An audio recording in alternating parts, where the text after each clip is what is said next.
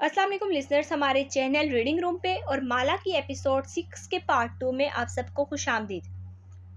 तो चलिए कोई भी देर किए बगैर अपनी ऑडियो बुक की तरफ बढ़ते हैं, लेकिन उससे पहले एक छोटी सी गुजारिश कि हमारे चैनल को सब्सक्राइब और वीडियो को लाइक लाजमी कर दें। जिस वक्त मेफेयर के इस ऑफिस में माहिर और मालिक कासिम फरीद की वसीयत पे गौर कर रहे थे, उनसे चंद किलोमीटर दूर एक रिहायशी इलाके में बने छोटे से घर के बेडरूम में तनाव का सा माहौल था।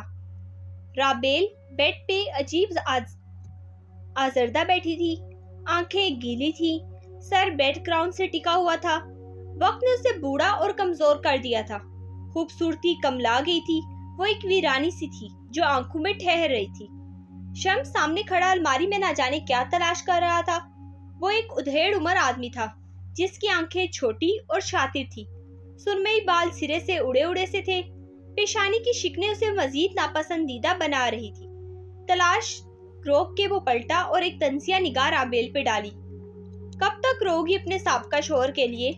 राबेल ने आंखें बंद की और एक आंसू उसकी आंखों से निकला और थोड़ी सी नीचे बहता गया।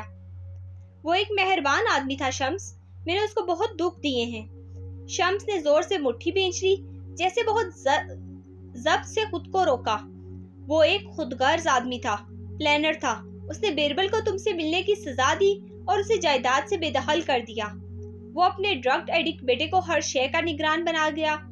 माहिर ड्रग्स नहीं करता, वो सिर्फ सुगार पीता है। वो जवाबन दबा दबा सा चिल्लाई, तुम्हें क्या मालूम, तुमसे तो वो मिलता भी नहीं है। अलमारी का पट जोरदार आवाज से बंद किया और गुस्से से बड़बड़ाता बाहर निकल गया। राबेल नम आंखों से उसे जाते देखती रही। शम्स का ये अंदाज उस वक्त से था जब से उसके वकील ने उसे कॉल की थी। शम्स घर से बाहर निकल आया और खुली फिजा में गहरे सांस लेकर खुद को पुरसकून करना चाहा। फिर मोबाइल पे एक नंबर मिलाते हुए वो सड़क किनारे चलने लगा। सरकार? सिलसिला मिलते ही वो बेबसी से बोला, जैसे कोई बच्चा फेल होने पे उस्ताद के पास परेशानी से आता है। कैसे हो शम्स मियाँ? एक मायनी हेज तंज में डूबी आवाज सुनाई दी। शम्स ने बेबसी से सड़क किनारे बने घरों की कितार को देखा। खुश नहीं हूँ। अब भी खुश नहीं हो? सरकार की आवाज में ताजुब था। तुम्हारे लिए इतना लंबा चिल्ला काटा मैंने। आसान नहीं होता हंडिया का जादू करना, लेकिन सरकार ने कर दिखाया ना। तुम्हारे रकीब के खून में जादू ऐसा बिठाया कि उस अमीर बुड्ढे का सारा पैसा और सारे बड़े बड़े डॉक्टर्स उसको नहीं बचा सके। लेकिन तुम अब भी खुश नहीं हो? क्या फायदा उसके मरने का अगर मैं कंपनी में शराकतदार नहीं बन सकता? वो बेचैनी से बोला। बुड्ढा इतनी कानूनी पेचीदगियां छोड़ गया है कि उसके बेटा और भाई मुझे कंपनी के दरवाजे से भी दाखिल नहीं होने देंगे। बेबसी अब गुस्से में बदलने लगी। हर काम जादू से नहीं होता शम्स मियाँ, कुछ अपना भी जहन इस्तेमाल करो। उसके बेटे को अप्रोच करो, अपना रास्ता साफ करो। सरकार की आवाज पुरसुकून थी। देखो, मैं तुम्हें तुम्हारी मुंह मांगी कीमत दूंगा। शम्स की आवाज धीमी हुई। तुम किसी तरह माहिर का दिल मेरी तरफ से साफ कर दो। एक दफा वो मुझे कंपनी में दाखिल होने दे, आगे मैं सब संभाल लूंगा। सरकार ने गहरी सांस ली।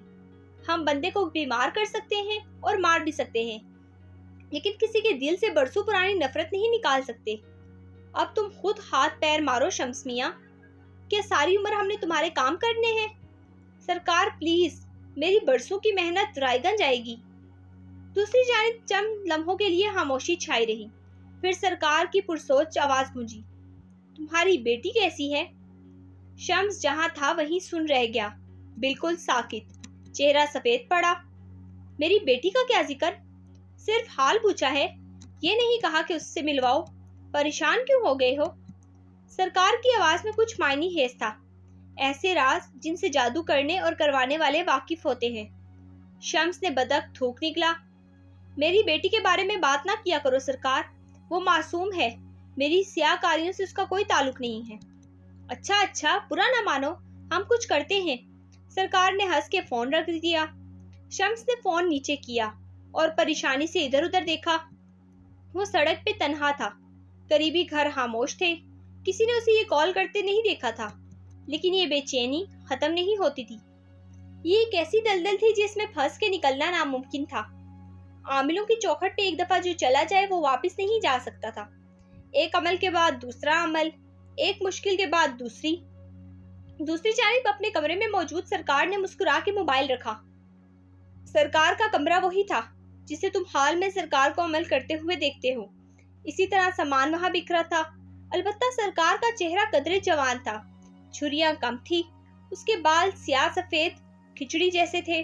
सर पे नारंगी रुमाल बांधे उसने पैरों की आलती पालती कर रखी थी। उसके सामने चंद कागज और जायचे रखे थे। कब तक छुपाओगे मुझसे अपनी बेटी को शम्स? उसने मुस्कुरा के कहा और एक कागज उठा लिया। उसके तावीज दिखने का वक्त हुआ चाहता था। आज लंदन में कासिम फरीद की रिहाइशगाह पे उनकी याद में एक डिनर मुनक्किद किया गया था, जिसमें अजीजों अकारिब स्याह लिबास पहने शिरकत करने आ रहे थे। लेकिन ये शौक सिर्फ उस घर का शौक था। उससे कई हजार मील दूर लाहौर के एक मुबीन मंजिल नामी घर में माहौल मुख्तलिफ था। वहाँ शादी के फंक्शंस पे जाने से पहले वाली अफरा तफरी मची थी। लाउंज के तख्त पे पूरे जहां बेगम बैठी थी। वो हाल के मुकाबले में कदरे कम फरबेहा थी और चेहरा ज्यादातर तरोताजा था। कामदार कासनी लिबास पहने बालों की चोटी बनाती साथ साथ ऊंची आवाज में मुलाजमों को हिदायत दे रही थी। सुगरा, हमें शादी पे देर हो जाएगी। करेले फ्राई करके रखे हैं, उन्हें फ्रिज में रख देना और पौधों को पानी लाजमी देना। उफ अम्मा, आपकी तकरीर खत्म हो तो मैं लाइनर लगाऊं आपको। आंखें बंद करें। उनके सामने खड़ी माही डपट के बोली। एक हाथ कमर पे रखे, दूसरे में आईलाइनर पकड़े वो झुंझुलाई हुई लग रही थी। वो 19-20 साल की एक लड़की सी थी। बॉब कट बाल, गर्दन पे भारी चोकर, कानों में झुमके, कामदार लिबास और कलाइयों में सोने के भारी कंगन और चूड़ियां। पहली नजर में मालूम हो जाता था कि उसकी शादी को कुछ अरसा ही गुजरा है। अच्छा, माँ ने आंखें बंद की। वो जैसे ही उन पे झुकी और आईलाइनर की लकीर खींचना शुरू की, माँ ने पट से आंखें खोली। ओहो सुगरा, चूल्हा बंद करो, चाय उबल गई होगी। माही का हाथ फिसला और लाइनर उनकी आंख के किनारे पे लग गया। उफ, वो दांत पीसती हुई सीधी हुई। मैं नहीं लगा रही, आप तकरीर कर ले पहले। खटाक से लाइनर की कैप चढ़ाई और सामने सोफे पे बैठ के हफ्की से सीने पे बाजू लपेट लिए। अच्छा मेरी बेटी, अब नहीं बोलती, वापिस आओ। उन्होंने प्यार से पुकारा लेकिन माही ने हूं कह के रुख मोड़ लिया। उसकी माँ से दिन में 3-4 लड़ाइयां हंसते खेलते ही हो जाती थी। अच्छा माला को देखाओ, क्या वो आएगी? माँ को उसकी नाराजगी की परवाह ही नहीं थी। माही ने हफ्की से उन्हें घूरा और ना चाहते हुए उठी। माला अपने कमरे में थी और वो अब उससे कोई तीसरी दफा पूछने जा रही थी कि क्या वो शादी में शिरकत करेगी या हमेशा की तरह इनकार कर देगी। माला अपने कमरे में ही थी। बेड पे बहुत से कागज फैलाए, लैपटॉप 2 तकियों के ऊपर रखे, वो सोच के कुछ टाइप कर रही थी। वो 22 बरस की खूबसूरत लड़की थी। बाल छोटे थे और बदक कंधों को छूते थे।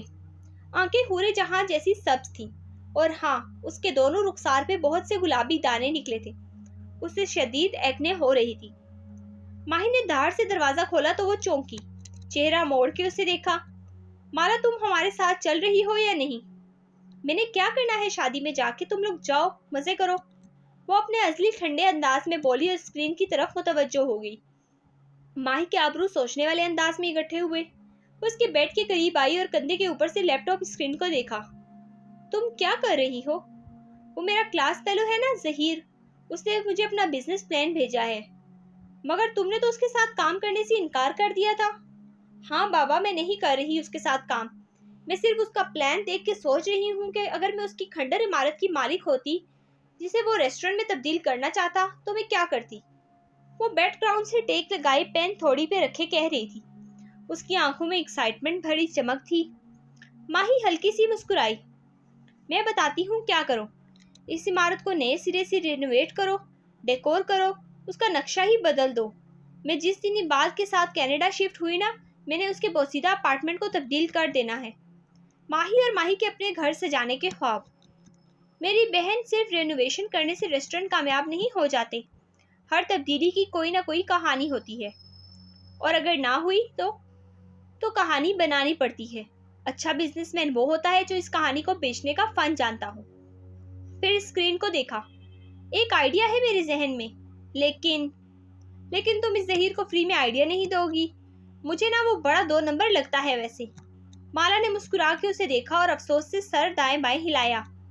तुम जाके शादी का जर्दा खाओ, जाओ। माही ने हूं कह के बाल झटके और बाहर निकल आई।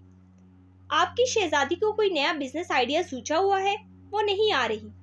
ماں کے سامنے آ کے اس نے لائنر اٹھایا اور پھر وارننگ دی، اگر اب آپ نے آنکھیں کھولی تو اللہ کی قسم چہرے پہ ایسے نقش و نگار بناؤں گی کہ کبیرہ تائی کا دل خوش ہو جائے گا۔ ماں نے جھک کے اپنی چپل اتاری تو اس نے جلدی سے ان کا ہاتھ پکڑا۔ اچھا لگا رہی ہوں۔ ودک لائنر والا مرحلہ مکمل ہوا۔ ماں نے فوراً سے آنکھیں کھول لی۔ اسے اپنے سر سے ٹلنے کا اشارہ کیا، پھر پرس سے اپنی اکلوتی لپسٹک نکالی اور چھوٹے آئینے کو ہاتھ میں پکڑے لپسٹک لگانے لگی۔ پورے جہاں کا میک اپ بس اتنا ہی ہوتا تھا۔ ویسے میں اگلے ہفتے امریکہ جا رہی ہوں، پیچھے آپ کا مالا کے ساتھ گزارا کیسے ہوگا؟ وہ سارا دن کتابوں میں سر دیے کمرے میں بیٹھی رہے گی، آپ تو بور ہو جائیں گی۔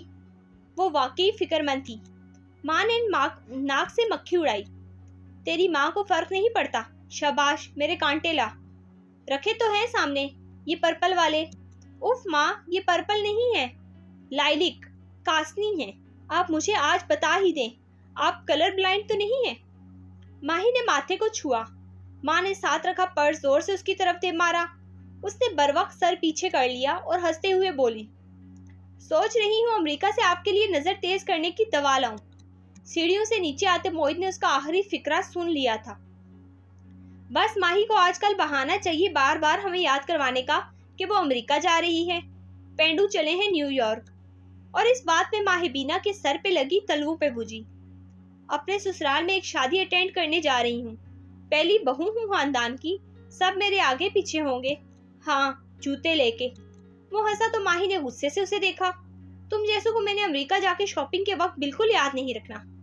اوقات تو تمہاری $1 اسٹور والی ہے، وہیں سے $2 کی شیمپو اٹھا لاؤ گی، ہمارے سارے امریکی رشتہ داروں کی طرح۔ وہ اسے چڑھانے سے باز نہیں آیا تھا۔ اور تم کوئی ساری عمر کے لیے نہیں جا رہی، 2 ماہ کے لیے جا رہی ہو، واپس تمہیں ہمارے پاس ہی آنا ہے۔ پھر اس نے غور سے ماں بہن کی تیاری دیکھی۔ آپ دونوں دلہنیں بن کے کہاں جا رہی ہیں؟ بخت بی کی بیٹی کی شادی میں۔ چلو جی، غریب لوگوں کی شادی ہے، اتنا ڈریس اپ کیوں ہو رہی ہیں جیسے؟ لیکن حورے جہاں اور ان کی بیٹی نے موہت کا فکرہ مکمل نہیں کرنے دیا۔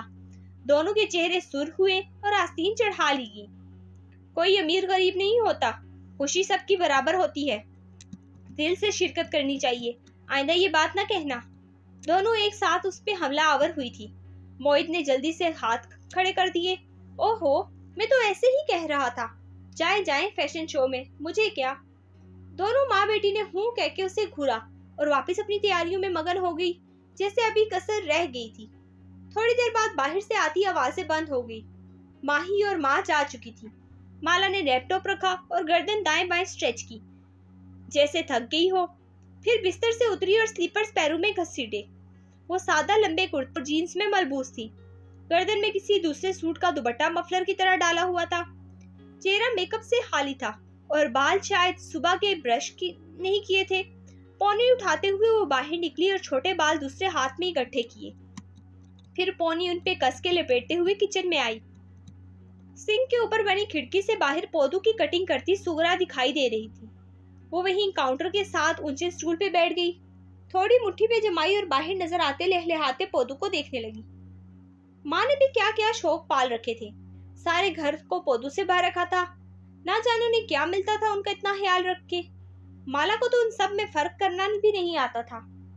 سبزے کو دیکھتے ہوئے اس نے لمحے بھر کے لیے آنکھیں بند کی۔ جیسے ہی بصارت اندھیر ہوئی، ذہن کے پردے میں بہت سے واقعات ابھرنے لگے۔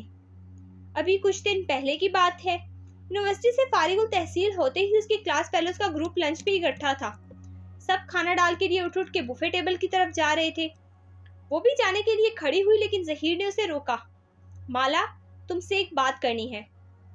ظہیر اس زمانے میں کافی دبلا پتلا ہوا کرتا تھا، امیر باپ کا بیٹا تھا، سب کو معلوم تھا کہ اس کا مستقبل روشن ہے۔ اسے دوسرے انٹرپرینر کی طرح اسکریچ سے شروع نہیں کرنا پڑے گا۔ وہ واپس اسلام آباد جائے گا اور اپنے باپ کا پھیلا ہوا کاروبار سنبھالے گا۔ کیا بات ہے؟ اس نے تعجب سے ظہیر کو دیکھا۔ ریسٹورنٹ کی زرد روشنیوں میں اس کا ایکنی زدہ چہرہ گلابی لگ رہا تھا۔ وہ چھوٹے بالوں کو ہاف کیچر میں باندھے ہوئے تھی اور سادہ سبز آنکھیں سوالیہ نظر پہ ظہیر پہ جمی تھی۔ جینز کے اوپر لمبا کرتا، گردن میں لپٹا رنگ برنگا سکارف، پیروں میں پہنے فلیٹ جوتے، میک اپ یا جولری کا نام و نشان تک نہ تھا۔ میرے ابو نے اسلام آباد میں ایک پرانا ریسٹورنٹ خریدا ہے، وہ چاہتے ہیں کہ میں اس کو رینوویٹ کر کے چالو کروں اور میں چاہتا ہوں کہ تم اس پر میرے ساتھ پارٹنرشپ کرو۔ میں؟ مالا نے اچنبے سے سینے پہ انگلی رکھی۔ مگر مجھے تو ریسٹورنٹ مینجمنٹ کا کوئی تجربہ نہیں ہے۔ تم ذہین ہو، پھر تمہیں ہمیشہ نئے آئیڈیاز آتے ہیں۔ اتنے سال سے گروپ پروجیکٹس میں دیکھ رہا ہوں، وہ دبی آواز میں کہہ رہا تھا، ساتھ ہی احتیاط سے ادھر ادھر بھی دیکھ رہا تھا۔ دوسرے کلاس فیلوز دور بوفے ٹیبل کے گرد بیٹھے تھے۔ یقیناً ظہیر ابھی اپنے ارادے کسی کے ساتھ شیئر نہیں کرنا چاہتا تھا۔ ابو جس طرح کا ریسٹورنٹ بنانا چاہتے ہیں، ایسے ریسٹورنٹ اسلام آباد میں بہت ہیں۔ مجھے کچھ مختلف کرنا ہے۔ تم میرا ساتھ دو تو۔ لیکن میں لاہور سے کیسے کام کروں گی؟ اسلام آباد شفٹ ہو جاؤ۔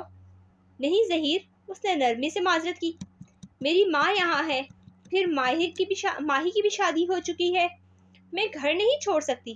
وہ رکی۔ کیا اسے ظہیر کو کوئی دوسری وجہ بتا دینی چاہیے یا ابھی نہیں؟ تو مجھے اس پلان سے باہر ہی سمجھو۔ اس کا جواب ختمی تھا۔ ظہیر کو حیرت بھی ہوئی اور مایوسی بھی۔ سوچ کے جواب دینا یار، تمہارا کیریئر بن جائے گا۔ اس نے مسکرا کے سر دائیں بائیں ہلایا۔ میرا جواب یہی رہے گا، میں لاہور نہیں چھوڑ سکتی۔ وہ منظر ہوا میں تخیل ہو گیا۔ مالا نے آنکھیں کھولی۔ کھڑکی کے اس پار دکھائی دیتے پودوں کے پتے ہوا سے جھوم رہے تھے۔ وہ مسکرا دی، لیکن یہ مسکراہٹ کہاں سے آئی تھی؟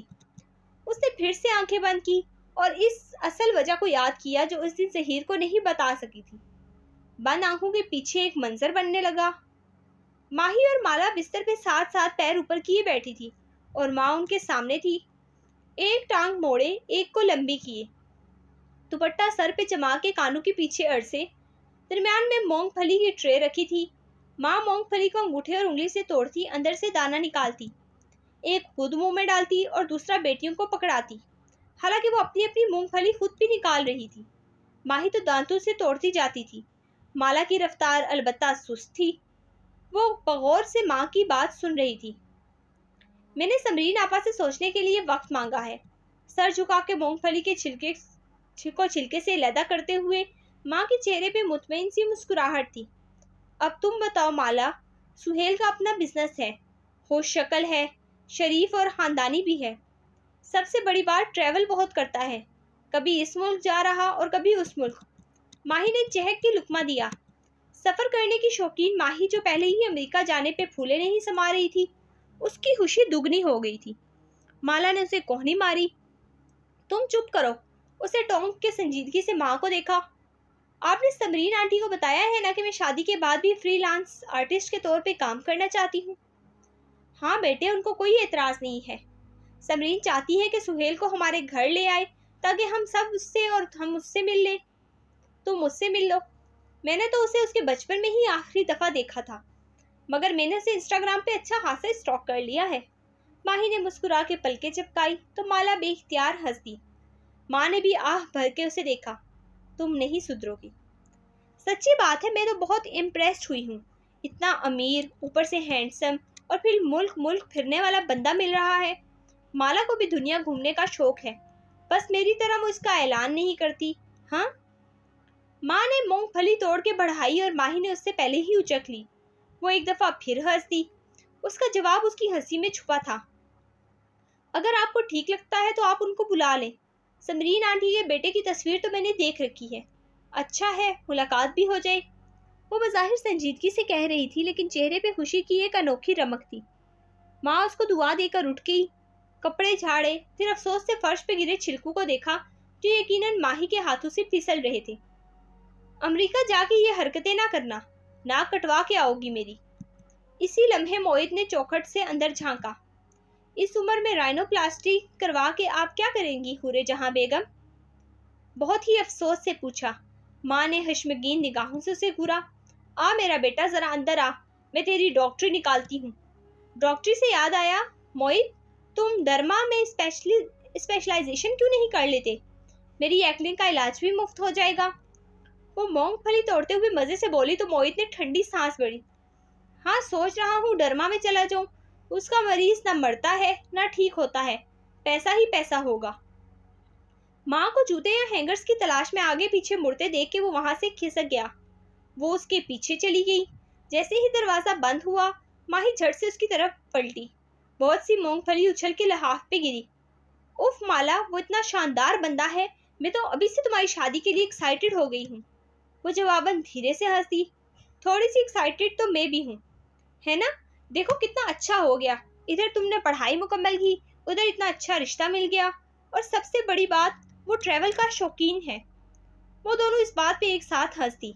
फिर माला ने चेहरा मोड़ा तो सामने रखी सिंगार मेज के आईने में अपना अक्स नजर आया।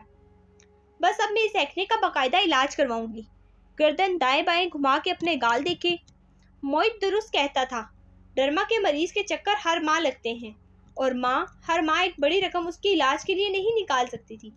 शायद निकाल भी लेती अगर वो इसरार करती, मगर वो माँ पर कभी बोझ नहीं डालती थी। अलबत्ता अब शादी होनी थी तो ये करवाना लाजिम था। जहेज के दूसरे खर्चों में उनका खर्चा भी निकल आएगा।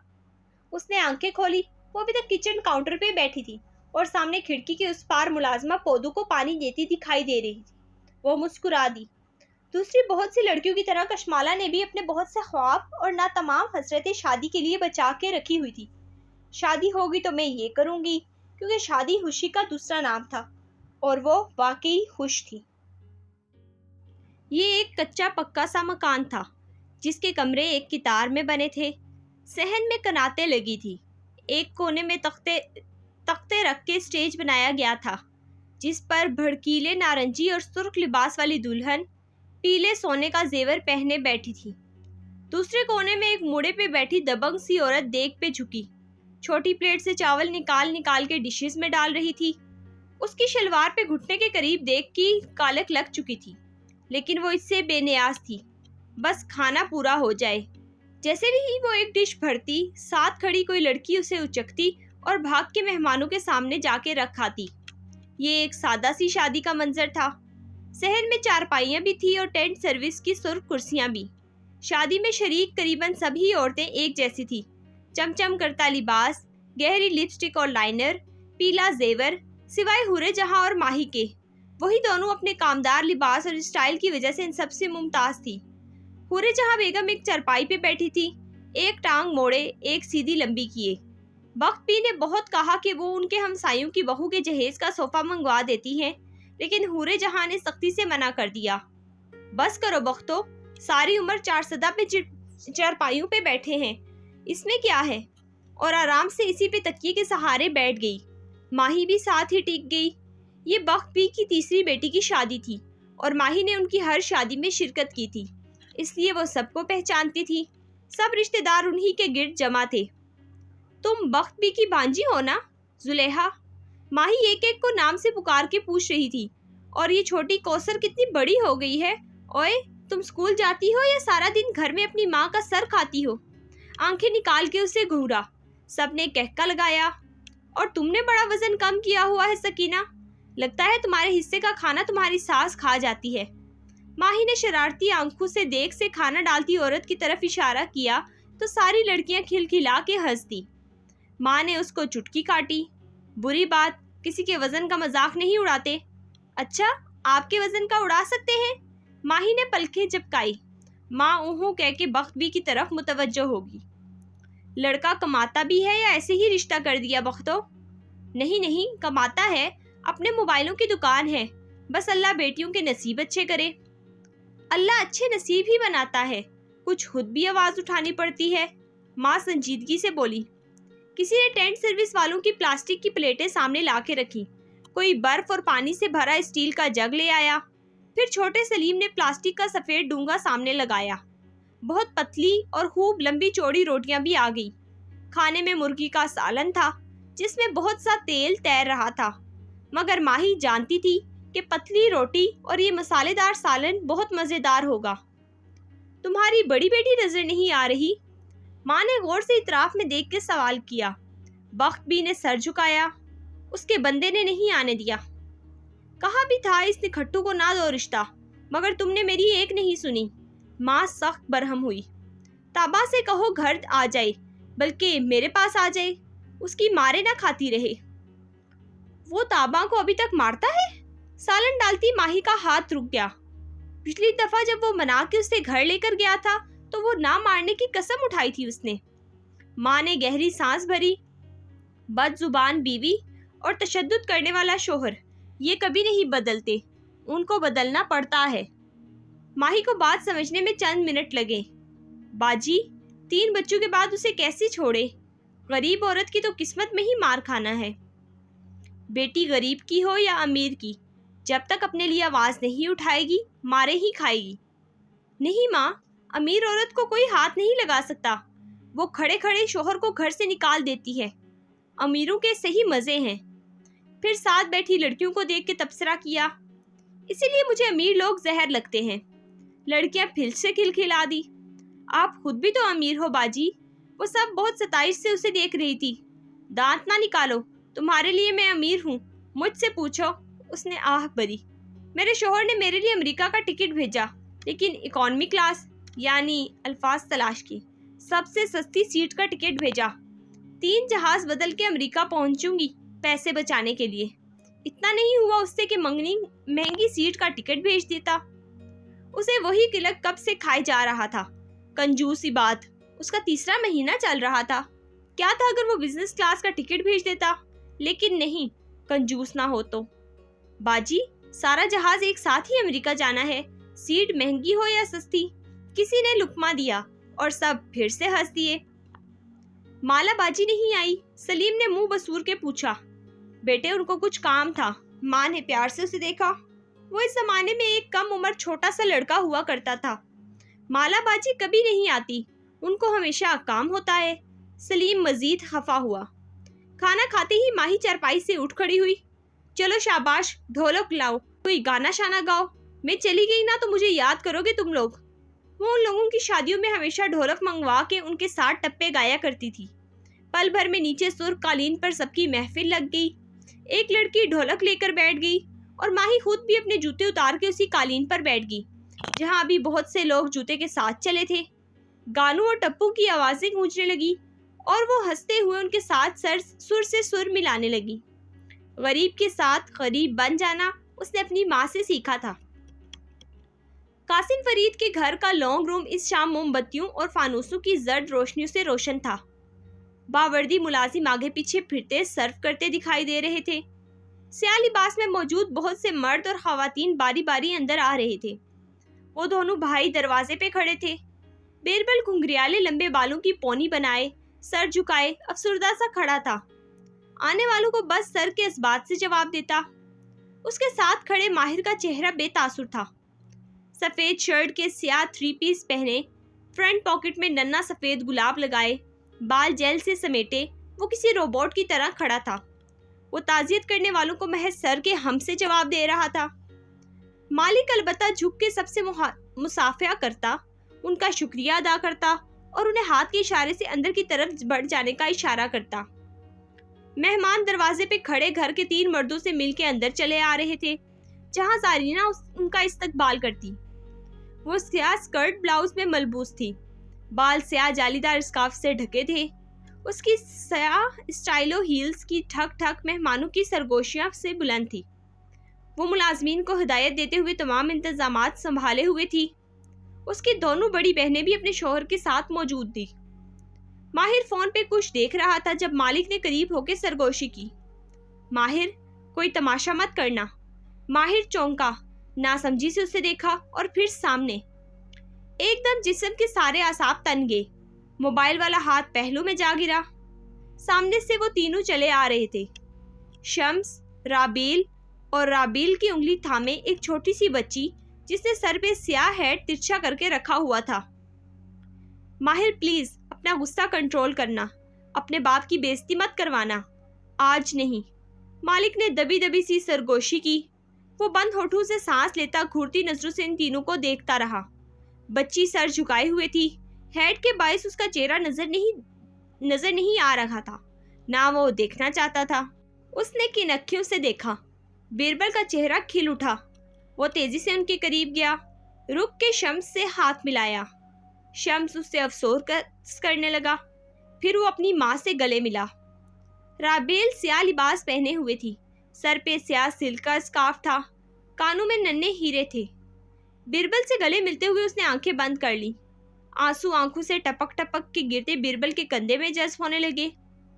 ماہر فرید کو ان آنسوؤں سے اب فرق نہیں پڑتا تھا۔ وہ بیربل کو دیکھ رہا تھا۔ وہ ماں سے مل کے اب اس بچی کے قدموں میں جھکا بیٹھا تھا، اسے گلے سے لگا کے پیار کر رہا تھا۔ بس وہ اس سے زیادہ نہیں دیکھ سکتا تھا۔ بہت سے جذبات ابل کے اندر سے باہر آنے کو بےتاب تھے۔ اس سے پہلے کہ اس کا ہاتھ کسی پہ اٹھ جائے، وہ تیزی سے پلٹا اور سیڑھیوں کی طرف بڑھ گیا۔ بہت سی گردنیں اس کی طرف مڑی، کسی نے آواز بھی دی، لیکن وہ زینے پھلانگتا اوپر چلا آیا۔ اوپر خاموشی تھی۔ بالائی منزل کا لانگ روم ماہر کے زیر استعمال رہتا تھا۔ کھڑکی کے سامنے 2 سیاہ ونگ چیئرز ایسی رکھی تھی کہ ان کا رخ باہر کی جانب تھا۔ وہ ان کے درمیان میں آ کھڑا ہوا اور کھڑکی کے پٹ کھول دیے۔ ٹھنڈی ہوا تیزی سے اندر آئی۔ اس نے چند گہرے سانس لیے اور پھر ونگ چیئر پہ بیٹھتے ہوئے جیب سے وائٹ چرچل کا پیکٹ نکالا۔ اس کی انگلیاں کپ کپا رہی تھی۔ سگار لبوں میں دبا کے ذرا نم کیا، پھر لائٹر جلایا۔ دفعتاً ہیل کی ٹک ٹک سنائی دی۔ اس نے مڑ کے نہیں دیکھا۔ وہ سگار لبوں میں دبائے گھماتے ہوئے اسے شعلہ دکھا رہا تھا۔ زارینہ آہستہ سے ساتھ والی ونگ چیئر پہ آ بیٹھی۔ آج ان کو برداشت کر لو پلیز۔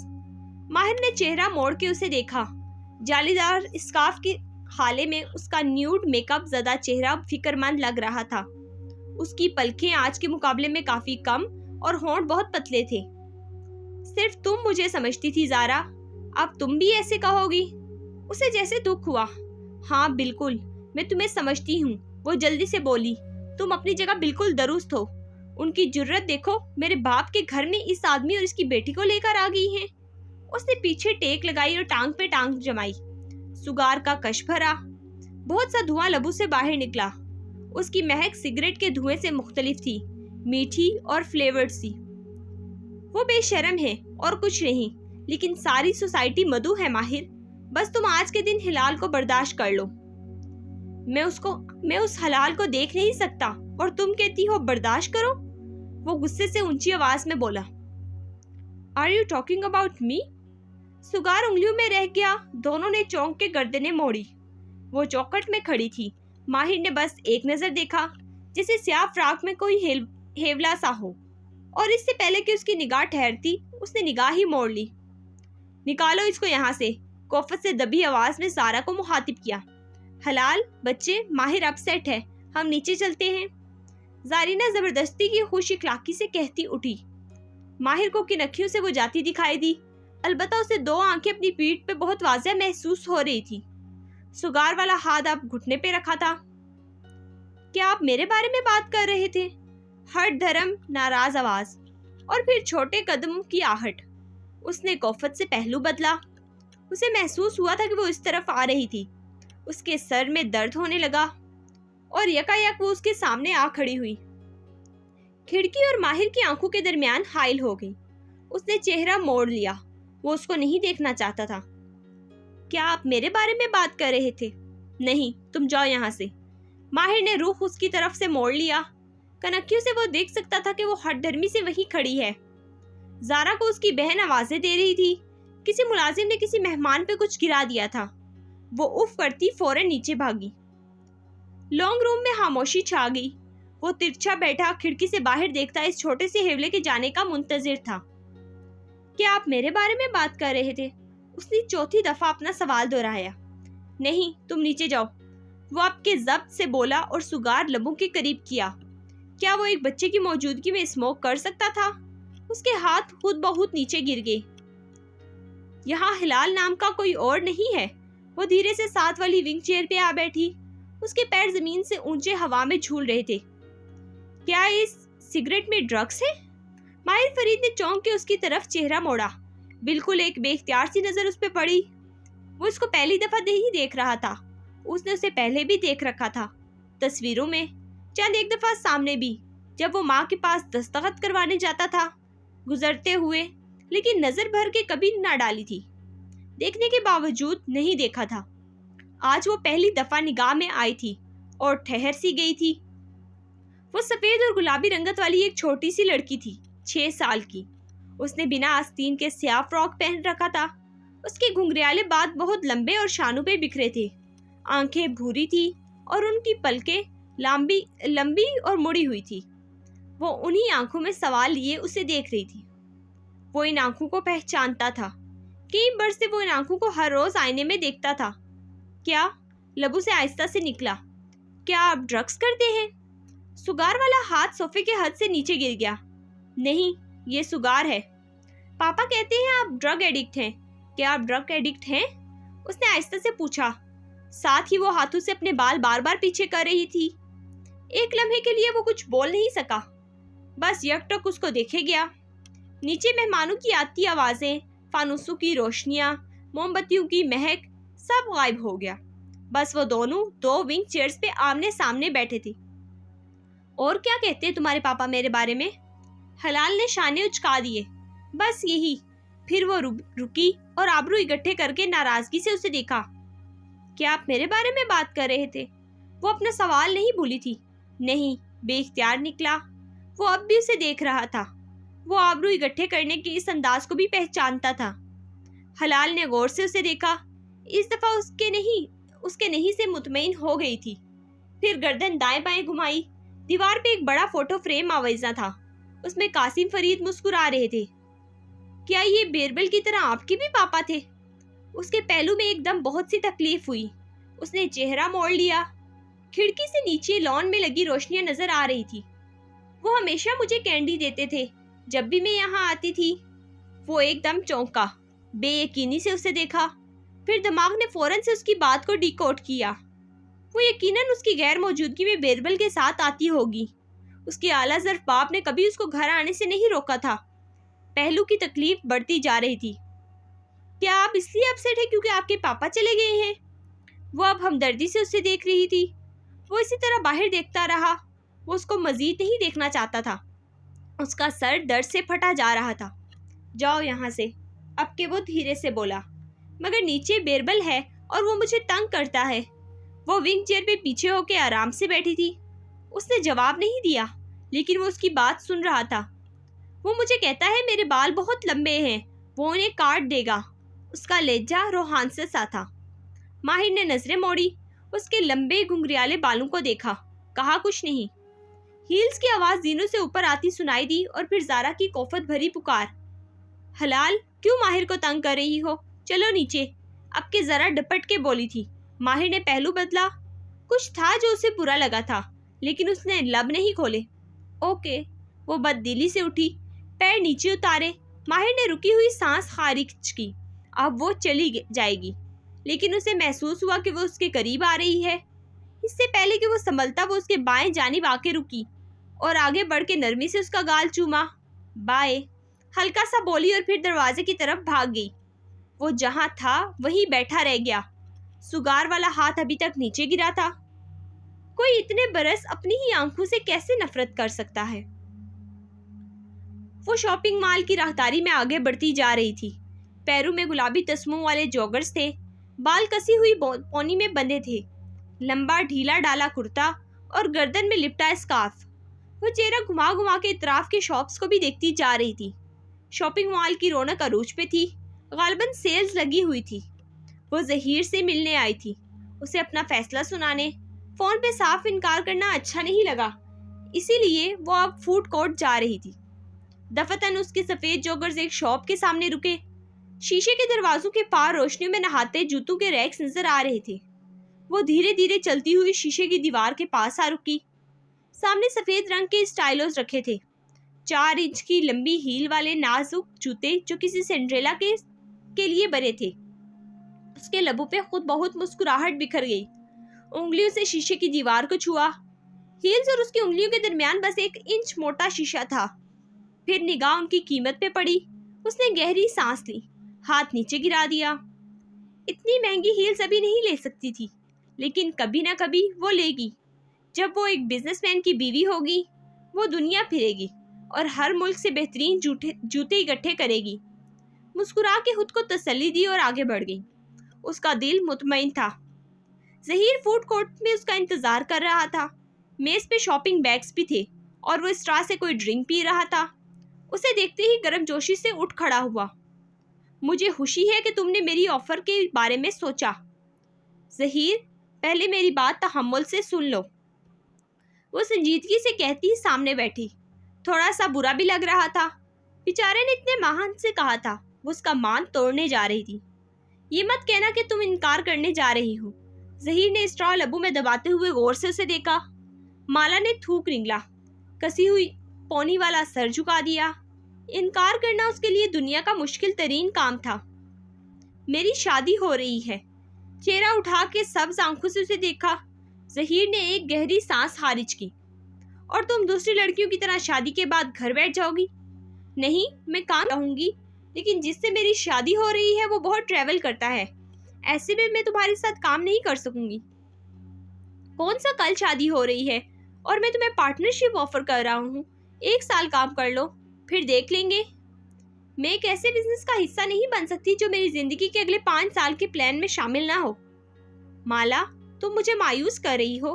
لڑکیاں چاند پہ جا رہی ہیں، تمہیں شادی کی پڑی ہے؟ وہ مسکرا دی۔ پہلی بات، نیل آرمسٹرانگ کے بعد کوئی آج تک چاند پہ نہیں گیا۔ دوسری بات، جو چاند پہ جاتا ہے وہ وہاں رہ نہیں جاتا، اسے واپس گھر آنا ہوتا ہے۔ پھر وہ پیچھے ہو کے بیٹھی اور مسکرا کے شانے اچکائے۔ اور شادی سب کو کرنی ہوتی ہے، مجھے بھی کرنی ہے۔ میں کیریئر کے پیچھے اپنی فیملی لائف قربان نہیں کر سکتی۔ ظہیر قدرے دھیما ہوا، گلاس پرے کر دیا، جیسے موڈ بجھ گیا ہو۔ میں سمجھ سکتا ہوں، لیکن اگر تمہارا ارادہ بدلے تو میری آفر اب بھی ٹیبل پہ موجود ہے۔ قدرے توقف سے وہ کھنکارا۔ ایک دوست کی حیثیت سے تم مجھے کوئی آئیڈیا دینا چاہو گی ریسٹورنٹ کے لیے؟ سبز آنکھوں والی لڑکی مسکرائی۔ تمہیں کیوں لگتا ہے میرا آئیڈیا تمہارے کام آئے گا؟ کیونکہ تم نئے آئیڈیاز اور بزنس پلان بنانے میں بہت اچھی ہو، اور جس چیز میں ہم اچھے ہوں اسے کبھی مفت میں نہیں کرنا چاہیے۔ نرمی سے اسے بہت کچھ باور کروا دیا۔ وہ گہری سانس لے کر رہ گیا۔ چلو، تمہیں شادی کی مبارکباد، میں تمہارے لیے کافی لاتا ہوں۔ وہ اٹھ کے ایک کافی شاپ کی جانب چلا گیا تو وہ گردن موڑ کے یوں ہی اطراف میں دیکھنے لگی۔ قریب میں ایک فربیہ مائل عورت اس کی نوجوان بیٹی شاپنگ بیگ سے ڈھیر اٹھائے آگے جا رہی تھی۔ جس طرح وہ تھکے ماندے انداز میں بار بار ایک فہرست کو ہاتھ میں لیے چیزیں گن رہی تھی، صاف معلوم ہوتا تھا کہ وہ جہیز کی شاپنگ کر رہی ہیں۔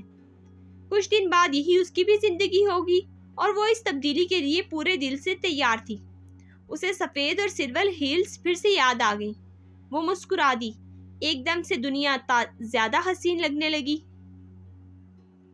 وہ ایک سبز گھاس سے ڈھکا وسیع قطعی ارض تھا، جس میں جگہ جگہ کتبے لگے تھے۔ کچی پکری قبروں کے اوپر بھی گھاس اگا تھا۔ گزرگاہ کے قریب ایک کچی قبر تھی جس کا کتبہ سفید رنگ کا تھا۔ اس کے اوپر قاسم فرید لکھا تھا۔ ماہر اس وقت اس کے سامنے پنجو کے بل بیٹھا تھا، سیاہ سوٹ میں ملبوس، آنکھوں پہ کالے گلاسز پہنے۔ وہ جیب سے کچھ نکال رہا تھا۔ زارینہ اس کے عقب میں ہاتھ باندھے کھڑی تھی۔ وہ آج نیوڈ رنگ کے لباس پہ سفید منی کوٹ پہنے ہوئے تھی۔ ہوا سے اس کے بال اڑ اڑ کے پیچھے جا رہے تھے۔ وہ ماہر کے ہاتھوں کو دیکھ رہی تھی جو جیب سے باہر آئے تو ان میں ایک پلاسٹک کا پیکٹ تھا۔ قاسم تایا کے بیج۔ وہ مسکرا دی۔ وہ بھی آزردگی سے مسکرا دیا۔ ابا جب بھی اپنا مالی نقصان کر کے کسی انسان کا دل خرید لیتے، اسے بیجوں کا تحفہ دیتے اور کہتے، جا کے انہیں بو دو، یہ ہماری شناسائی کی نشانی ہے۔ اس نے بیج کا پیکٹ کھولا اور آہستہ آہستہ انہیں قبر کی کچی مٹی پہ چھڑکنے لگا۔ کتنا شوق تھا تایا کو پودوں کا۔ ان کے جانے کے بعد سے میں نے تمہارے گھر کے سارے پودے مرجھا گئے ہیں۔ ماہر نے دھیرے سے شانے اچکائے۔ کیا کریں زارا، وقت ہی نہیں ملتا۔ سارے بیج چھڑک کے اس نے خالی پیکٹ واپس جیب میں ڈال لیا۔ زارا نے پانی کی بوتل کا ڈھکن کھولا اور آہستہ آہستہ قبر کے اوپر پانی ڈالنے لگی۔ وہ ہاتھوں سے بیچو کو دبانے لگا۔ تایا چاہتے تھے تم سیٹل ہو جاؤ، شادی کر لو۔ زارا نے لہجہ سرسری سا بنایا، البتہ وہ بغور اس کا چہرہ دیکھ رہی تھی۔ وہی کرنے لگا ہوں۔ وہ اسی طرح نرمی سے مٹی کو دباتا رہا۔ بیج دفن ہو رہے تھے۔ سن گلاسز کے باعث آنکھیں چھپی ہوئی تھی۔ زارا کا پانی برساتا ہاتھ رک گیا۔ آنکھوں میں خوشگوار حیرت اتر آئی۔ کتنی اچھی خبر سنائی ہے تم نے۔ اس کا ذہن تیزی سے کام کر رہا تھا۔ اگر تم چاہو تو میں تمہیں کسی اچھی لڑکی سے ملوا سکتی ہوں جو بیربل نے مجھے ملوایا ہے کسی سے۔ وہ ہاتھ جھاڑتے ہوئے کھڑا ہو رہا تھا۔ اس کی زارا کی طرف پشت تھی۔ وہ جہاں تھی وہی رہ گئی، گویا پتھر کا مجسمہ ہو۔ کون؟ بدت آواز نکلی۔ بیربل ان کی فیملی کو جانتا ہے۔ اس کا کہنا ہے کہ وہ میرج مٹیریل ہے۔ ہم ایک دفعہ ملے تھے ابا کی ڈیتھ سے پہلے، اور آج اس کی طرف مڑتے ہوئے ماہر نے کلائی پہ بندھی گھڑی دیکھی۔ آج شام ہم نے ڈنر پہ ملنا ہے۔ پھر چہرہ اٹھا کے اسے دیکھا تو زارا نے جلدی سے چہرے پہ مسکراہٹ سجا لی۔ میں خوش ہوں تمہارے لیے۔ وہ دونوں ساتھ ساتھ چلتے ہوئے پتھروں کی گزرگاہ کی طرف بڑھ گئے۔ کیسی ہے وہ؟ ایک ملاقات میں کہاں معلوم ہوتا ہے؟ کیوں؟ تمہاری پیپل سلک کے تو سب معترف ہیں۔ زارا نے اس کی نقل اتاری۔ واللہ ماہر لوگوں کے بارے میں غلط نہیں ہوتا۔ وہ ہلکا سا ہنس دیا۔ میں واقعی غلط نہیں ہوتا، لیکن ایسے معاملات میں تھوڑا وقت چاہیے ہوتا ہے۔ اچھی لگی تو کر لوں گا شادی، نہیں لگی تو کوئی اور صحیح۔ وہ چلتے ہوئے سادگی سے کہہ رہا تھا۔ زارا خاموشی سے سنے گی۔ اس کا چہرہ بالکل سپاٹ ہو چکا تھا، بے تاثر۔ وہ دونوں روش پہ چلتے دور ہوتے گئے۔ گھاس پہ پھیلی قبریں تنہا رہ گئی۔ مبین منزل میں کھانوں کی خوشبو ہر طرف پھیلی تھی۔ کچن میں بخت بھی اور سگرا کٹنگ کر رہی تھی۔ چولہوں پہ بھی کچھ چڑھا تھا۔ ماں بیکری آئٹمز نہیں لیا کرتی تھی، سب کچھ گھر میں اپنے ہاتھوں سے بنا کے رکھتی تھی۔ کوکنگ بھی خود کرتی اور باقی سب کٹنگ وغیرہ میں ان کی مدد کرتے۔ اس وقت وہ اپنے کمرے میں کھڑی تھی۔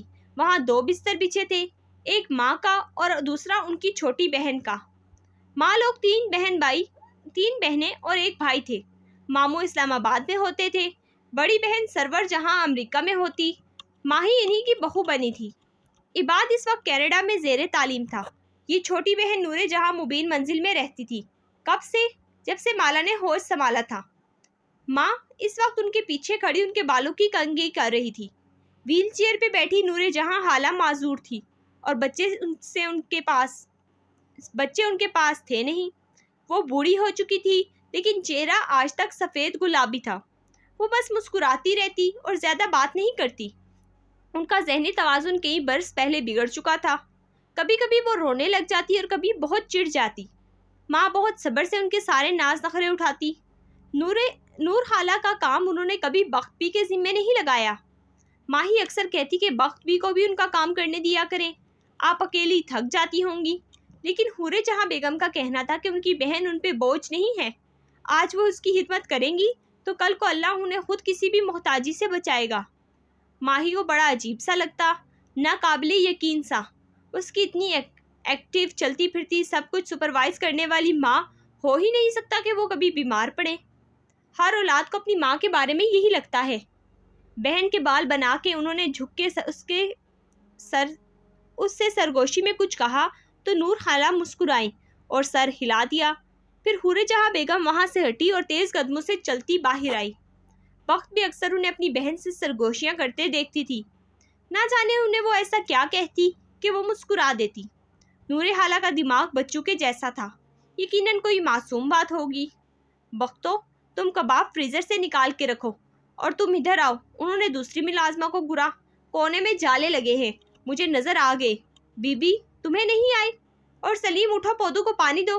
سلیم آج کے دن بھی آج اپنے پودے نہیں بھولی۔ آواز پہ کچن کی چوکھٹ میں کھڑی حورے جہاں بیگم پلٹی۔ مالا کو اپنی طرف آتے دیکھ تو چہرے پہ مسکراہٹ در آئی۔ وہ گلابی رنگ کی قمیض اور سفید چوڑی دار پجامے میں ملبوس تھی۔ کٹے ہوئے بال کندھوں سے اوپر تک آتے تھے اور کھلے تھے۔ دھلا دھلا چہرہ اور مسکراتی سبز آنکھیں۔ وہ ان کے قریب آئی تو انہوں نے پیار سے اسے دیکھا۔ میری بیٹی تیار ہو گئی؟ پہلے پیار سے اس کے سر پہ ہاتھ پھیرا، پھر اگلے ہی لمحے لہجے کو تحکمانہ بنایا۔ چلو آؤ، کچن میں میری مدد کراؤ اور اپنی بہن کو بھی بلاؤ۔ مطلب میرے رشتے والے آ رہے ہیں اور میں ہی کام کروں؟ وہ گہری سانس بھرتی ماہی کو بلانے چلی آئی۔ اسے خیال آیا اس نے کافی دیر سے ماہی کو نہیں دیکھا۔ ماہی اپنے کمرے میں نہیں تھی، وہ معید کے کمرے میں تھی۔ وہ اس وقت گھر نہیں ہوتا تھا۔ مالا اندر آئی تو دیکھا وہ بیڈ کراؤن سے ٹیک لگائی بیٹھی تھی، گھٹنوں کے گرد بازو لپیٹے وہ سوچ میں گم تھی۔ کیا ہوا تمہیں؟ میری کمر میں درد ہے۔ اس کا موڈ آف تھا اور غلطی سے میں نے یہ بات کو بتایا تو اس نے خالہ کو بتا دیا۔ تمہیں پتہ ہے نا خالہ لوگ کتنے وہمی ہیں۔ وہ کہہ رہے ہیں کہ میں امریکہ نہ جاؤں، کہیں بیبی کو کچھ ہو نہ جائے۔ وہ چڑچڑی ہو رہی تھی۔ تم اپنی ڈاکٹر سے پوچھ لو، وہ کیا کہتی ہے؟ اس کے پاس سے تو آج ہو کے آئی ہوں نا۔ وہ کہتی ہے تم بالکل ٹھیک ہو، سفر کر سکتی ہو۔ ہاں تو کرو نا سفر، مگر وہ رکی جیسے متذبذب ہو۔ اگر بیبی کو کچھ ہوا تو سب مجھے الزام دیں گے کہ مجھے امریکہ جانے کا شوق تھا وغیرہ وغیرہ۔ حالانکہ میں مری نہیں جا رہی امریکہ جانے کے لیے۔ عباد شادی کر کے خود تو واپس چلا گیا ہے، میں مہینوں سے یہاں بیٹھی ہوں، اب ایک خوشی کا موقع آیا ہے، میرا بھی دل چاہ رہا ہے کہ میں جاؤں۔ اس نے گیلی آنکھیں رگڑی۔ مالا نے نرمی سے اس کے ہاتھ تھامے۔ کچھ نہیں ہوگا بیبی کو، تم آرام سے سفر کرو اور شادی انجوائے کرو، خالہ کی طرح وہم مت پالو۔ اچھا آپ باہر آؤ، ماں بلا رہی ہیں۔ وہ لوگ گھنٹے تک آ جائیں گے اور یہاں ابھی۔ مالا نے کھڑکی سے باہر جھانکا۔ لان میں سلیم پانی لگا رہا تھا، یہاں ابھی پودوں کو پانی نہیں لگا۔ ارے سب ہو جائے گا، ماہی ہے نا۔ ماہی آنسو صاف کرتی ہوئی توانائی کے ساتھ اٹھ کھڑی ہوئی۔ اس کا موڈ بہتر ہو گیا تھا۔ دیکھتے ہیں آج تمہاری ساس تمہیں کتنی سلامی دیتی ہے، اور تم اس سلامی سے ہمیں فوراً ٹریٹ دو گی، ڈیل؟ ماہی نے مٹھی بند کر کے چھوٹی انگلی باہر نکالی۔ ڈیل۔ وہ ہنس پڑی اور اس کی انگلی سے اپنی انگلی جوڑ لی۔ ریسٹورنٹ میں ہلکی زرد بتیاں جلی تھی، پس منظر میں آرکسٹرا کے دھیمے سر سنائی دیتے تھے۔ وہ دونوں ایسی میز پہ بیٹھے تھے جو اوپن ایئر ٹیرس کے کونے میں تھی۔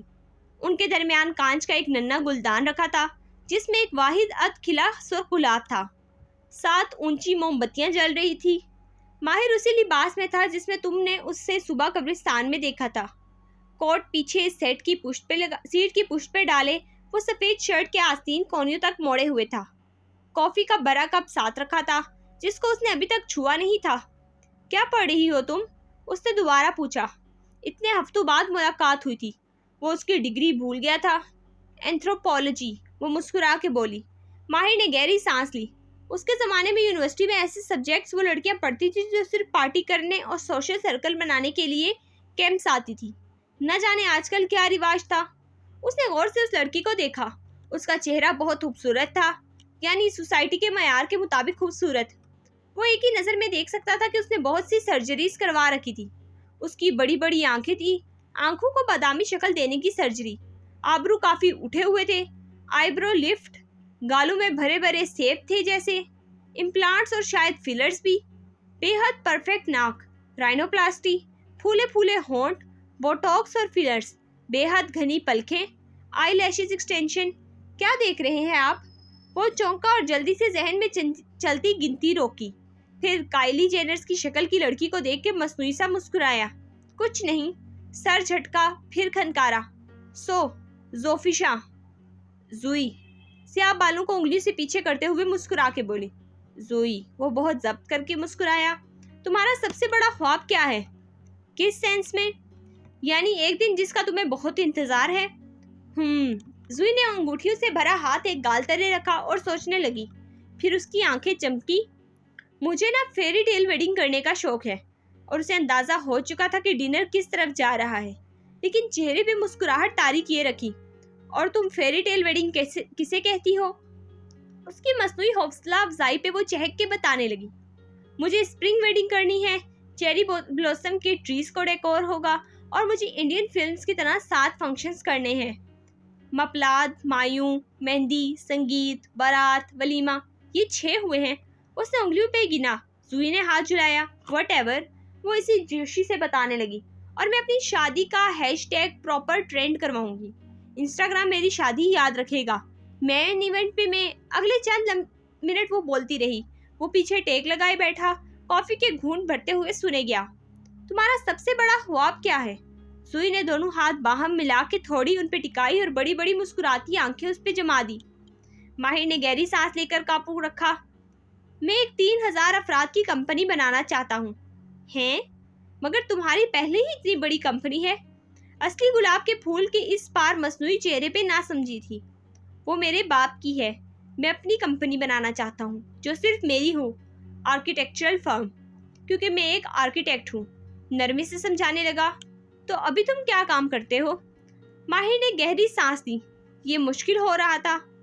بیربل، ہم انویسٹمنٹ مینجمنٹ کرتے ہیں، یعنی ہم اچھے تعلقات بناتے ہیں اور یوں لوگ ہم پر اعتماد کرتے ہوئے ہمارے ذریعے اپنا پیسہ انویسٹ کرتے ہیں۔